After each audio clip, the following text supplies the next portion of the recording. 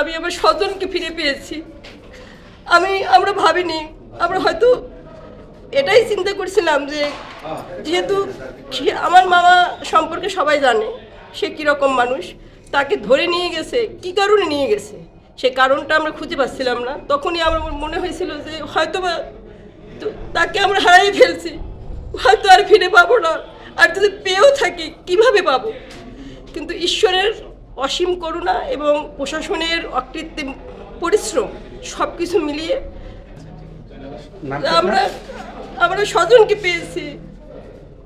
আর আর যেন কেউ এরকম স্বজন হারা না হয়, এরকম ঘটনা যেন আর আমাদের কারোর বাস্তবতায় না আসে, সেই দিকে প্রশাসনও খেয়াল রাখবে।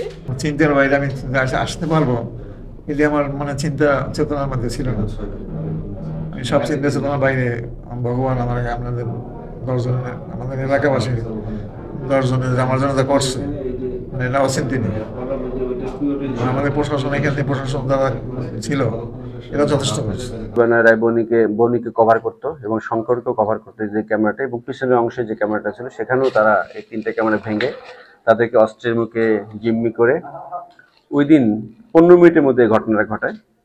সেখানে তারা তাকে নিয়ে পরবর্তীতে এই পিছনে একটা দরজা ছিল, সেখান থেকে তাকে বেঁধে তাকে নিয়ে ওই জাস্ট দোকানের পিছনে একটা ইয়ে ছিল, এটাকে কি বলে, নৌকা, ট্রলার ছিল একটা, সেই ট্রলারের মধ্যে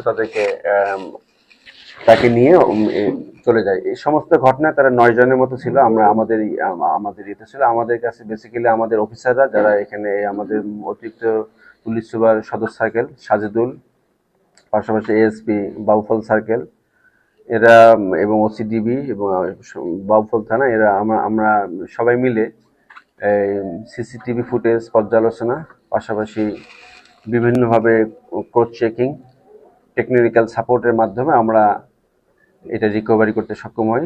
আমাদের 48 ঘন্টা সময় লাগে। এর মধ্যে আমরা ভিকটিমকে গতকালকে রাত্রেবেলা 12:30টার পরে আমরা রিকভারি করি।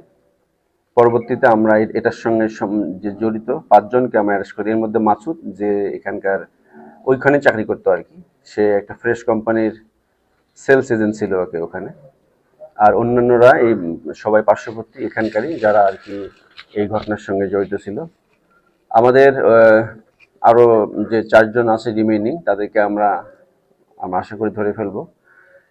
এটা আসলে একটা দুঃখজনক ঘটনা ছিল, আমাদের জন্য অ্যালার্মিং ছিল। পাশাপাশি আমাদের এই পটুয়াখালী জেলা পুলিশ, আমাদের ইন্সপেক্টর জেনারেল স্যারের নির্দেশনা ছিল, আমাদের রেঞ্জ ডিআইজি মহোদয় স্যারের, আমার স্যার নিজেও এখানে আসছিল এবং সবসময় মনিটর করছিল, তাদের নির্দেশনা এবং সুপারভিশনের পালক আমাদের টিম প্যাশনেটলি কাজ করে আমরা ভিকটিমকে রিকভারি করতে পেরেছি।